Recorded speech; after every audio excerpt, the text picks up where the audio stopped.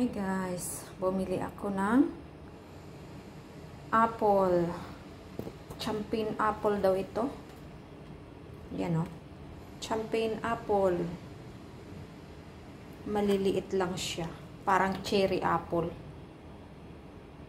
Tikman natin. Tikman natin. Ito siya. Parang tambis lang kalaki.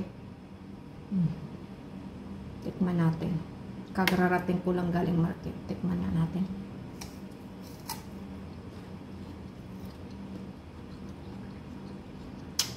Bakit ganun? Hindi siya crunchy.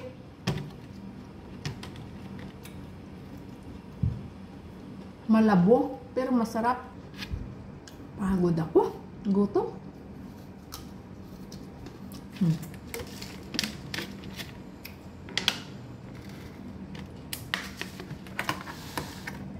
Yummy.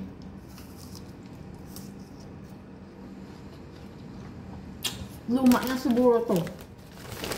Parang crunchy.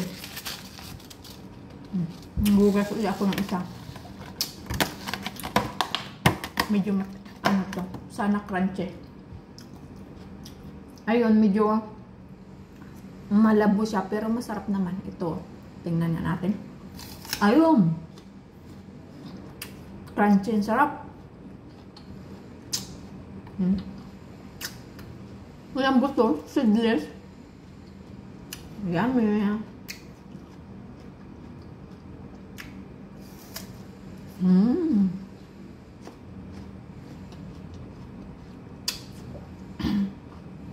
Kain muna tayo ng apple habang nag-reset ng ating tanghalian. Napagod ang kunyang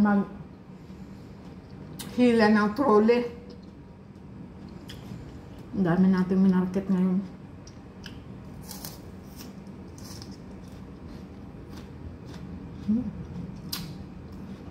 Ang sarap. Champagne apple.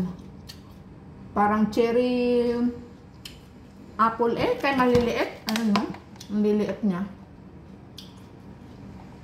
Pag unang tingin mo pa, akala mo yung, alam mong makupa doon sa atin kung sa amin sa Bisaya, yung makupa na yung, basta makupa na puno. Pag nahinog, ganyan siya o kalalaki. Ganyan siya kaliliit. Ang sarap. Ang tamis ito naman, apple. Ang liliit. Yun lang. Bye!